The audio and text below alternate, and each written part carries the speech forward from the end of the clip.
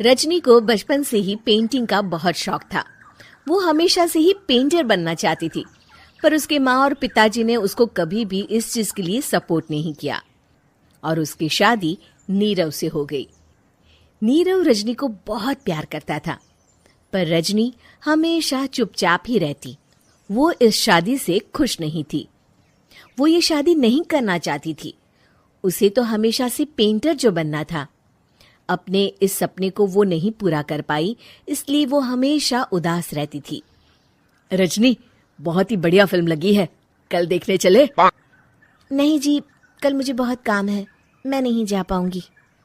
अच्छा तो कोई बात नहीं, संडे को चलते हैं। देखिए, मुझे फिल्म देखना पसंद नहीं है। आपको जाना है तो चले जाइए। नीरव को मना करके रजनी वहां से चली जाती है और अपने बैग को खोलकर उसमें बंद पड़े ब्रश और कलर्स को देखकर रोने लगती है। रजनी, चलो ना कहीं बाहर खाने चलते हैं, कुछ तुम्हारी पसंद का।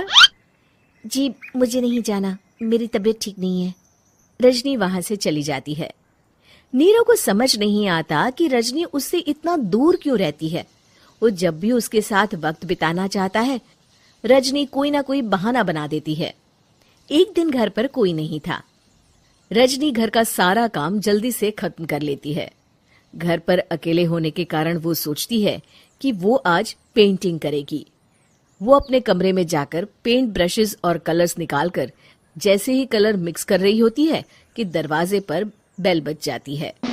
अब कौन आ गया इस वक्त? इतनी मुश्किल से तो मुझे पेंट करने का मौका मिला है। रजनी दरवाजा खोलती है तो उसकी सास अपनी सहेलियों के साथ खड़ी होती है और सब घर के अंदर आ जाते हैं। अरे बहू, सबको शरबत बनाकर पिला दे, बाहर तो बड़ी गर्मी है। उफ। जी। रजनी पेंट ना कर पाने से उदास हो जाती है। उसे गुस्सा भी आ रहा होता है कि उसने इस शादी के लिए हाँ क्यों कह दी। वो रसोई में जा रही होती है कि उसकी सास उसे रोकती है। बहू, सबके खाने का भी इंतजाम कर लेना, आज का लंच तो ये सब यहीं करेगी। हाँ। रजनी बिना कुछ कहे रसोई में चली जाती है। सबके लिए खाना बनाती है। सब खाना खाते हैं और रजनी घड़ी देखती है कि ये सब कब जाएंगे ताकि वो अपनी पेंटिंग कर सके। जब शाम होती है तब सब चले जाते हैं अपने घर। अरे बहू, सब तेरे खाने की तो बहुत तारीफ कर रहे थे, सबको बहुत अच्छा लगा खाना। आपको मुझे सुबह बताना चाहिए था ना कि आपकी सहेलियां आ रही हैं। पता भी है कितना वक्त लगा सारा खाना बनाने में। अरे बहू, तू ऐसे कैसे बात कर रही है मुझसे? तो और कैसे बात करूं? मैं इस घर की कोई नौकरानी नहीं हूं कि इतना काम करूंगी। रजनी अपने कमरे में जाकर दरवाजा बंद कर लेती है। शाम को जब नीरव आता है तो उसकी माँ उसे पूरी घटना के बारे में बताती है। क्या रजनी ने आपसे इस तरह बात की माँ? हाँ, और पता नहीं उसे क्या हो गया है, शाम से बाहर भी नहीं आई है।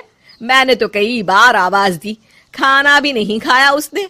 तू ही बात करके देख ले बेटा। नीरव अपने कमरे का दरवाजा खटखटाता है। रजनी, दरवाजा खोलो, मैं हूं। रजनी दरवाजा खोलती है और फिर वापस जाकर अपने बिस्तर पर लेट जाती है। रजनी, माँ से बात करने का ये क्या तरीका है? मैंने कोई गलत बात नहीं की है। अरे तुम क्यों ऐसे बर्ताव कर रही हो सबके साथ? क्या तुम इस शादी से खुश नहीं हो? रजनी कुछ नहीं बोलती। अरे बताओ मुझे रजनी, क्या ये शादी तुम्हारी मर्जी के खिलाफ हुई है? हाँ, मैं ये शादी कभी नहीं करना चाहती थी। तुमसे क्या, मैं किसी से भी शादी नहीं करना चाहती थी। रजनी रोने लगती है। चुप हो जाओ रजनी, बताओ मुझे, तुम क्यों नहीं करना चाहती थी शादी? रजनी बेड के नीचे से अपने पेंटिंग्स, कलर्स, ब्रश, पेपर्स निकालती है। इतने में उसकी सास भी कमरे में आ जाती है।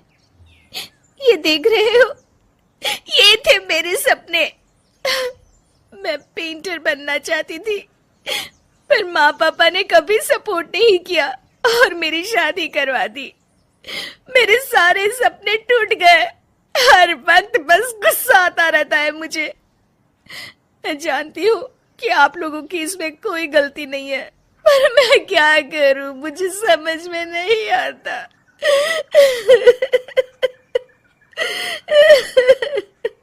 रजनी फूट फूट कर रोने लगती है।